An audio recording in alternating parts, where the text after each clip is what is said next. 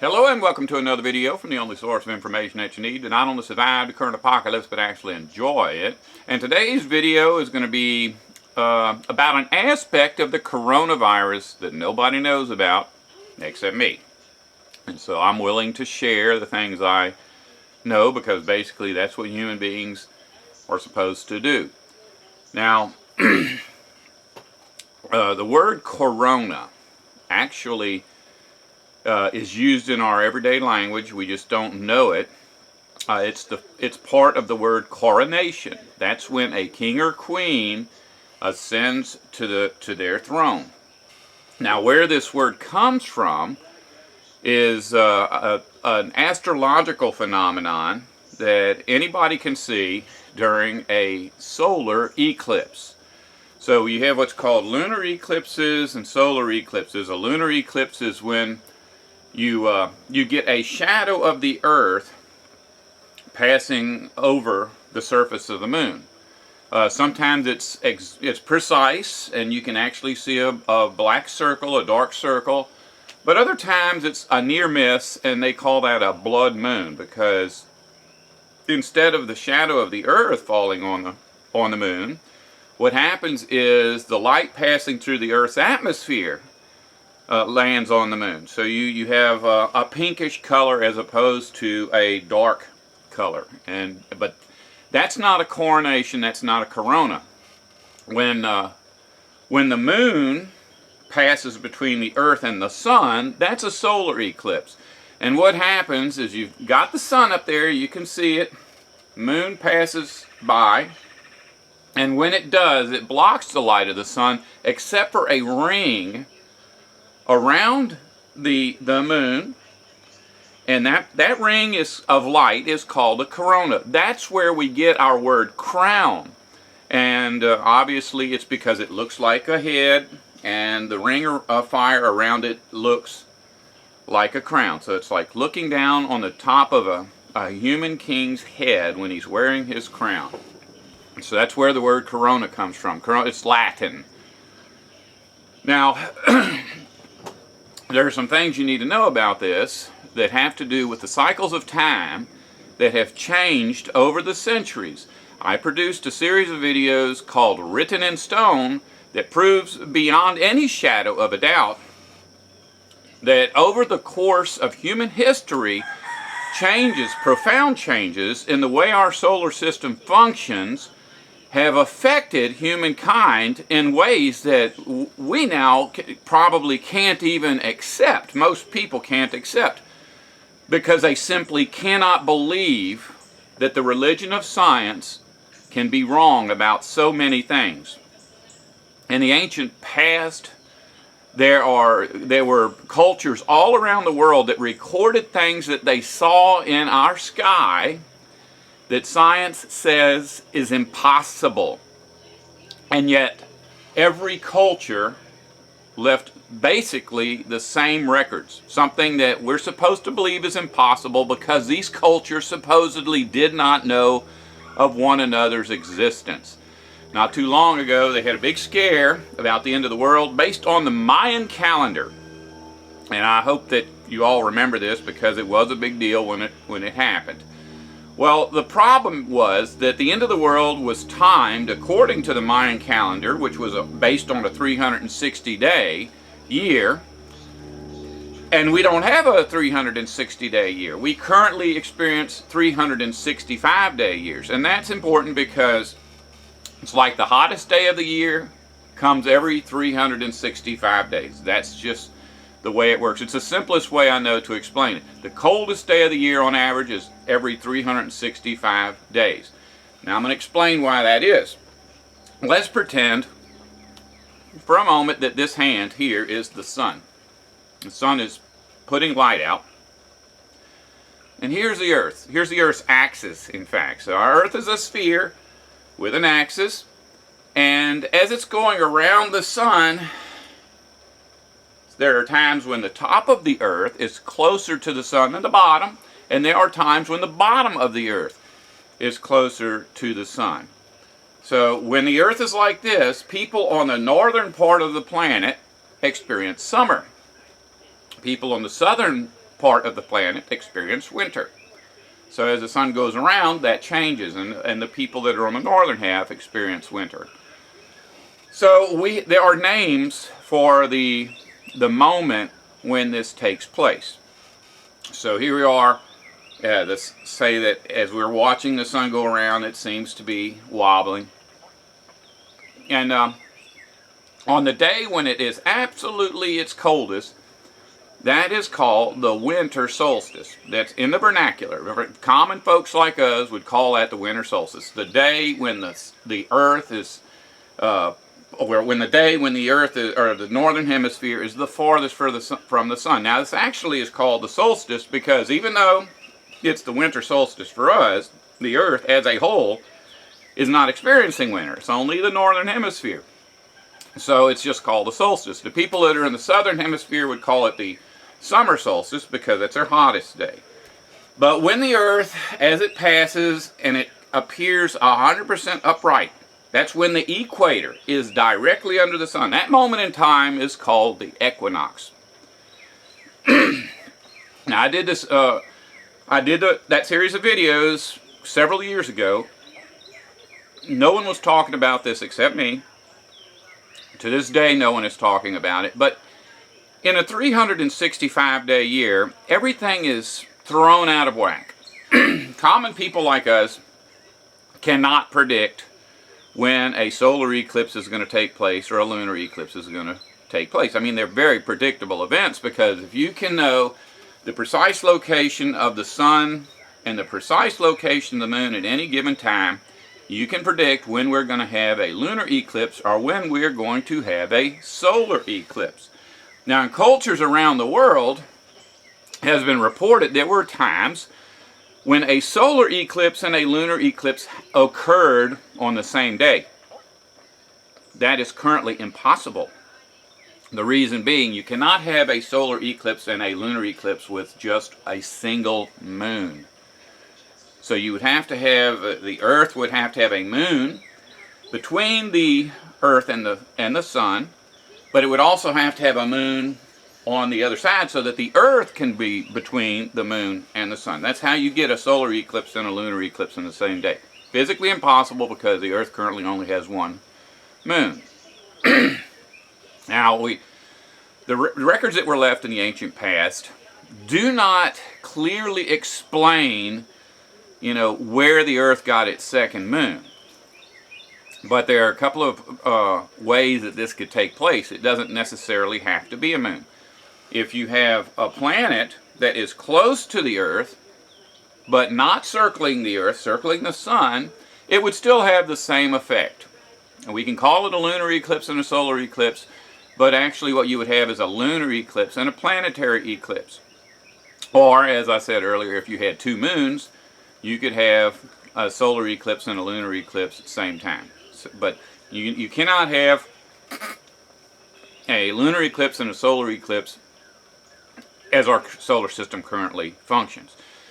Now, I had said that the ancient Aztec, Mayan, Incan calendars came to an end a few years back because in cycles of time, as they existed in the Americas and the Southern Hemisphere, they had an extra cycle that we don't talk about. That's the Baktun. A Baktun is a 400-year cycle. But even though that's the case, in the Middle East, people spoke of a 400-year cycle that today is no longer recognized. I mean, it kind of is because our solstice cycle is precisely 400 years. Not going into all the details of that, but that is the day when the equinox occurs directly over the same spot. So there's a portion of the earth where you have, because the equinox only occurs for about a second.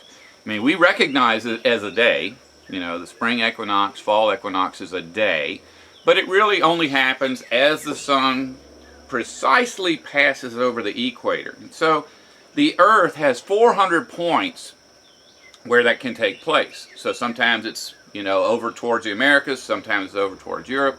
But every year this cycle occurs in a different location, and it does that 400 times until it comes back over the same location. And oddly enough, human beings can't even observe this, but science is aware of it.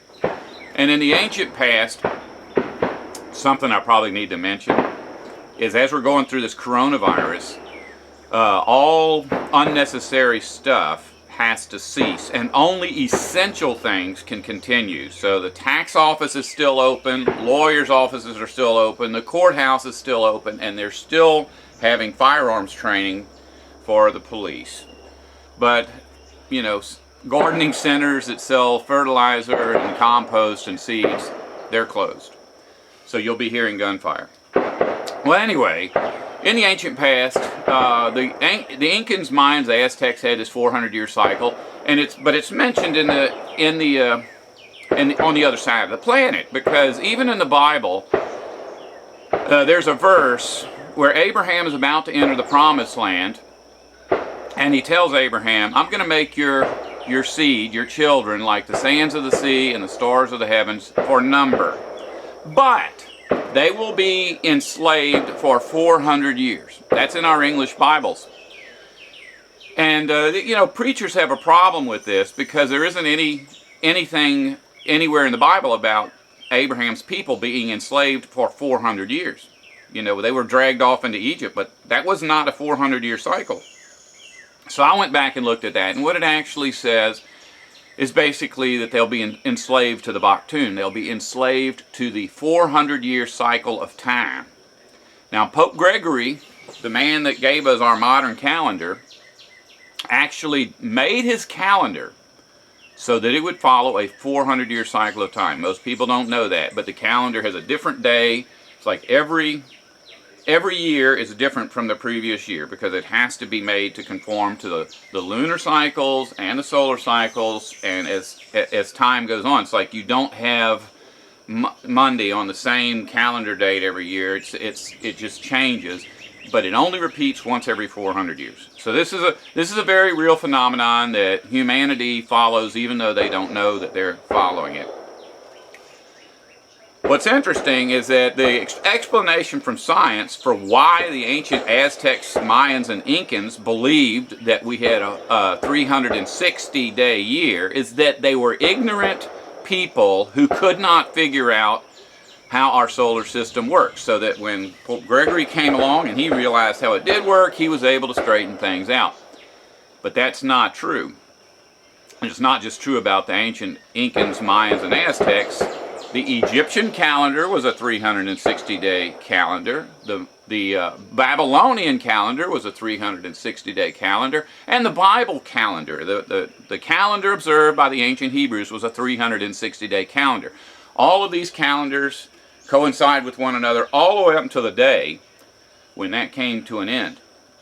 And that day was about 2,700 years ago. So 700 years before Christ, the calendar changed. And in fact, if you go back to the books of the Bible that were written at that time, what they call the prophets, books of the prophets, many of them said that God was changing times and seasons. In the original languages, it sounds like God is changing the way our solar system functions.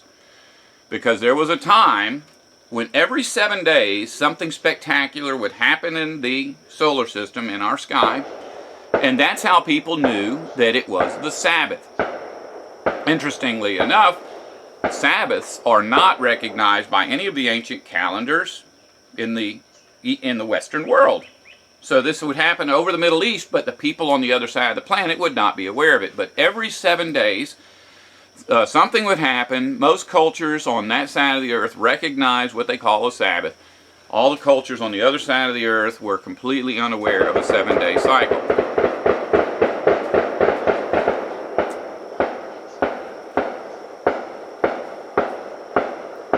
Just so you know, that's not some rogue cop over there practicing by himself. There's a large group of policemen spreading coronavirus in order to learn how to shoot guns.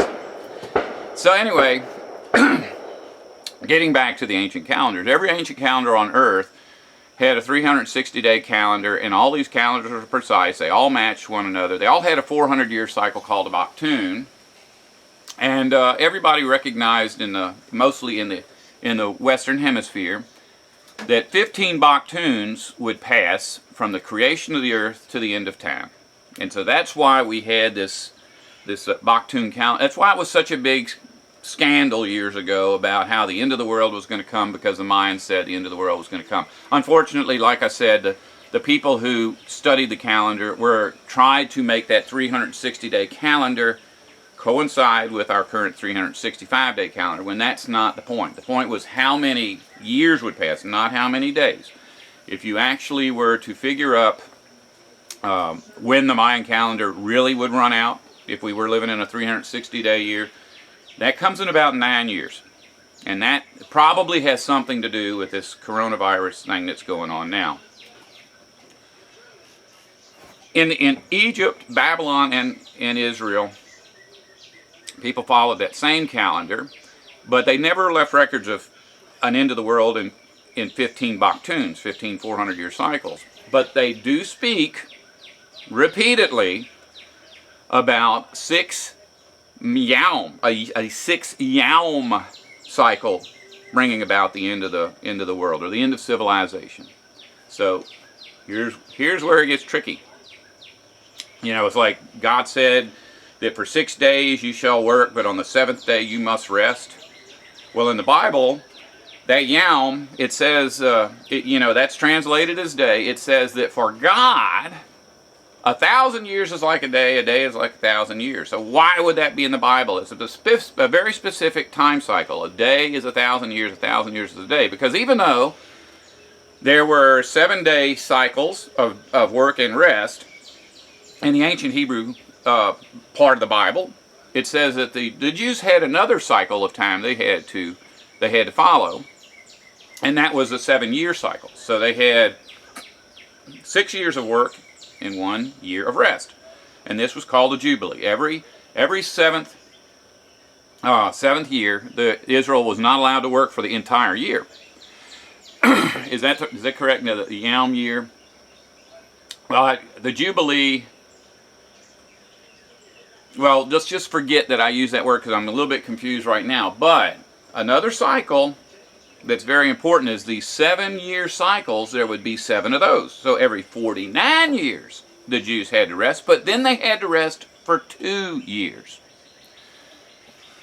If we take that into consideration and we follow it through to its logical conclusion, these yaums, these cycles of time that are sometimes translated as days, but spoken of as 1,000-year cycles in the Bible, we would have to work 6 yaums, 6,000-year cycles, and then rest for 1,000 years. And that's spoken of in the Bible as well. When Christ takes over rulership of the earth, it says that we shall all rest for 1,000 years. That means no harvesting, no planting. We'd simply live off of what God provided. So that's coming, because most religions on this planet that are based on the Judeo-Christian tradition say that from the birth of Adam to our day has been about 6,000 years. Once again, if we really look at it and we carefully count every single person, like when it says Adam gave birth to Seth, Seth gave birth to, or Seth had a child named so-and-so, and they were born on this day, and they lived this many years, and they died. And you put all that together, I really believe we're at about 5,991 years. That means, once again, about 9 years before this 6,000-year cycle. And so it should come at about the same time as the end of the 15 Baktun, the actual 15 Baktun, Aztec, Incan, Mayan, Babylonian, Egyptian, Hebrew calendar. Okay, so that's shocking, right? That all of these cultures around the world, with no access to one another, no knowledge of one another, all reasonably predicted, thousands of years ago, that civilization would come to an end at about the same time. And so what has to happen between now and then? Well, in the very beginning, when Adam and Eve were here on the earth, Eve was speaking to a serpent. And the serpent asked her, is it true that God gave you this unjust law? not to eat this fruit, and Eve said no. What he said was, if we eat the fruit, we're going to die, so we have to listen to God. We have to be obedient to God. The serpent said, no, that's not true, because God already knows that you're not going to die if you eat this fruit, but if you eat the fruit, you'll become like a god. And so Eve had to make a decision. Would she be obedient to the Creator or be obedient to Satan, the serpent? And, the options were, you can be a human, and if you don't eat the fruit, you can be a god if you do eat the fruit. In other words, you can be powerful. You can make rules for other people. You can force those people to live by your rules. Or you can be a mortal and be forced to be obedient to God's rules. And by the way, in the Bible it says that God's rules were to eat food, get plenty of rest, have sex and reproduce offspring, and make sure nothing bad happens to the forest. So Eve thought about it, and she decided she wanted the better of the two options. Not a bad choice, because at the time she wasn't aware of every aspect of what would happen by her decision, and in fact there's plenty of evidence in the Bible that the decision was already made before she was even created. So this is a regular part of our time cycles. So at that point, she entered into a covenant agreement with Lord Satan. Right after that, she was cast out of the Garden of Eden and she became pregnant. All cultures around the world record that the mother goddess became pregnant and that her child would be a king. And this moment in time is called the Coronation, probably because it took place on the spring equinox. 9 months later, Cain was born, or as other cultures said, some king was born 9 months later. And that would have taken place during the winter solstice. So you've got this equinox, and then 3 months go by, or 3 months go by, another 3 months go by, you're in the fall equinox, 3 more months go by, you're at the winter solstice. Okay, I know this is kind of confusing to keep track of, but you know that our Earth has 12 months. So 3-month cycles would be our seasons. Spring, summer, winter, fall. And those are based on the proximity of our location to the sun. So when you're like this, you're on top of the Earth, it's summer. On the bottom of the Earth, it's summer when the Earth is like this. So that as the Earth does this, you have the coronation, or the birth, or the conception, and then 9 months later you have a birth. That's equal to about what humans experience today. When a woman becomes pregnant, 9 months later she gives birth. And so, just so you know this, in case you haven't watched my videos before, what took place was that Eve became pregnant on the equinox.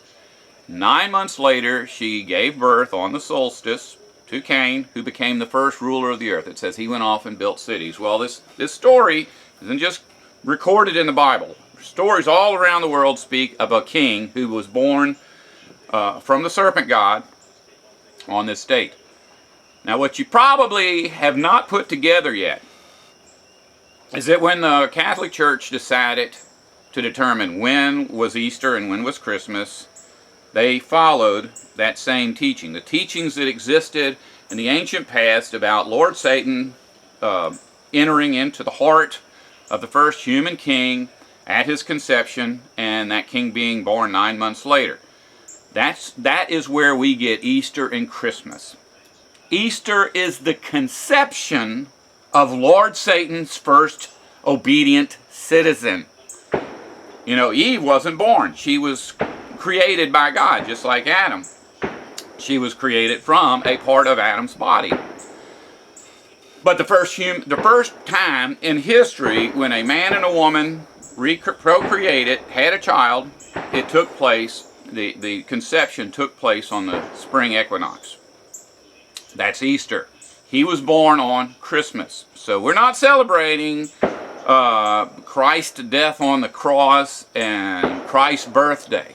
This is all about the child of Lord Satan, the day that he was conceived and the day that he was born. But also, as part of that, we celebrate the murder of Jesus. That's what Easter is. It's not about Jesus' resurrection. Easter is actually the celebration of his torture and murder. Now here's why coronavirus is so important. We're supposed to believe that because of the shape and the appearance of the virus itself, it's called a coronavirus. They've been calling these things coronaviruses for years. This is the first time we've ever had a Sabbath based on the creation of a virus. Easter is a week from now. In fact, every satanic cult on the planet will be celebrating this time cycle. You know, the Satanic Cult of Judaism celebrates Passover at that time. The Satanic Cult of Wicca celebrates the fertility rites. The Hindus have celebrations. The Buddhists, the Muslims, they all have celebrations that are timed around the spring equinox. This is the first time that everyone is being forced into a Sabbath. You know, one of the things that's recorded in the Bible about the Sabbath, and it is one of those prophets that was alive when God changed the earth from having a 360-day year to having a 365-day year. He said, your celebrations are nothing more than a worship of Saturn. Now the Saturn, the word Saturn is based on the word Satan. And so in cultures around the world, you have Saturn days. They're actually Saturn days. It's the day of Saturn, and Saturday happens every 7 days. So remember earlier I was saying that without 2 moons, we can't have a lunar eclipse and a solar eclipse. But in the ancient past, the Greeks recorded that the planet Saturn ruled over the 7th day, the first hour of the 7th day. So it's very possible that Saturn was that planet that would be present when there was a solar eclipse or a lunar eclipse once every 7 days. Now in the Bible, it records something that would take place on the last day, or as Lord Satan returns. It says that the sun would become darkened and the moon would become as blood and the sun would become black as sackcloth. When it says sackcloth, it's talking about the ritualistic gowns that were worn by the priest in the ancient past to celebrate the 7-day Sabbath. Those gowns, we know what they look like. It's the same as a graduation gown, or the same as a gown that a judge would wear, the same gown that a priest or an altar boy might wear. Most satanic cults around the earth still wear these robes of sackcloth. Even though they're no longer made of sackcloth, they're very similar in appearance. Right now, we're not experiencing that. I do not predict that that's going to happen on Easter during this coronavirus Sabbath. However, something you need to know. I firmly believe that Lord Satan was born in the flesh in the 1980s, the early 1980s, which means he's in his 40s now, or approaching his 40s. And that means that he has to be preparing for his coronation. You know, right now the earth is experiencing all kinds of problems. There's worldwide warfare. Human beings are dying from disease, starvation, just everything in this world. People are recognizing that their political rulers, their judicial rulers, their religious rulers, their economic rulers are all evil. People are getting fed up. And one of the things it says is that when the man of lawlessness, the Antichrist, takes his throne, he's going to fix all that. People will live longer, things will become more just, and the whole earth will fall into this trick. They'll fall for the believing that their governments finally, you know, of the people, by the people, and for the people, that's earthwide, that's not just the United States, is finally going to start happening. You know, after years of voting and working and doing everything they're told, only to live in a corrupt world where they never get to achieve anything they actually want, suddenly the sky's the limit. People will be able to have prosperous lives, healthy children, all of that stuff, And so at that point, the political ruler over the earth, Lord Satan, will be followed by everybody. Almost everybody. You don't have to be involved in that. Remember, no man knows the day or hour. I can't tell you when this is coming. But even though Lord Satan will be very powerful and very smart, and he'll get a lot of things done, this is still a corrupt hierarchical system that goes against God. God never said to place people at the top of his pyramid of civilization. In fact, 1 John chapter 5 verse 19 says, we know we originate with God, but all of civilization is ruled over by the evil one. That's Lord Satan. James 4:4, 2 Corinthians 4:4, just hundreds of scriptures speak about how anyone who wants to be friends with civilization is making himself an enemy of God. Civilization is the hierarchical system we live under. Back in the day, remember, God said that human beings were to have subjection over the animals and plants. That not that humans would have subjection over one another. Now, it doesn't mean that we oppress plants and animals. It just means that as the caretakers of this planet, we would make sure that nothing bad happened to the birds, the fish, the beasts of the field, or the plants. So, obviously, we're not following God's law to do that. We're following Lord Satan's law to cut down all the trees, kill all the animals, and turn them into commercial products. So, why is Lord Satan going to, how this one guy born going to suddenly be the one that everyone chooses? Well, this has something to do with what was told to Nicodemus by Jesus when he was alive. Nicodemus, who was a priest, or he was involved in religion, maybe not a priest, maybe a political ruler, maybe just a powerful economic ruler. He sneaks over to visit with Jesus in the night. He doesn't want anybody to know he's there, because Jesus is obviously the enemy. He doesn't want to be perceived as a friend of civilization's enemy. So he tells Jesus, says, look, we don't like you, but we can't deny that you're raising the dead and you're healing the blind and you're doing all these miraculous things. What's your secret? How are you accomplishing these miracles? And Jesus says, you must be born again. You see, Jesus lived on this earth at one time. He was a very powerful man, and he died. But when he was born of the Virgin Mary, it was actually his rebirth. He had been here before, and in the first century, he was returning. And when he returned, he had these magical powers that confounded Nicodemus, as well as all of the other religious leaders of the earth who wanted those same kind of powers. Now, when Nicodemus said it, you're telling me that I have to go back in my mother and come out again before I can have these powers? And Jesus said, I'm telling you, you'll never be part of the kingdom of heaven unless you're born again. The churches have twisted these words and perverted them into some religious doctrine of nonsense that people fight over to this day. But what Jesus was saying is when a person is born again, they will have powers similar to his own. And he proved that the common man could have these powers because after his death, his apostles had these powers. They were raising the dead and healing the sick.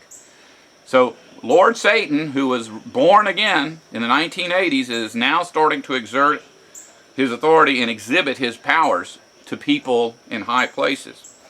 Every king, every emperor, every president, every prime minister on earth is aware that the leader, the true ruler of civilization, has returned. And so that's why they're starting to do all this weird nonsense. You can know that we're living very close to the time period that in the Bible is called the last days. Lord Satan will take his throne during a celestial phenomenon that is unlike any that has taken place since 2,700 years ago. Because the planets are going to go back into their normal routine. slowly over time, over a 3.5-year period. And the very first thing that's going to happen is the earth is going to return to a 360-day year. That'll take place on the coronation of earth's true ruler, Lord Satan. Rest assured that as good as things get under his rulership, 3.5 years later, Jesus Christ will return for his one final time to take over rulership of the earth for all eternity. There will be a 1,000-year time cycle of rest for all of mankind. And that will take place according to the original time cycles set in place at creation as our solar system is restored. You don't have to believe what I'm saying. When this takes place, there will be people not believing what I'm saying, because Lord Satan's minions are not subject to logic. Enjoy the coronation. If you don't want to survive, don't listen to me.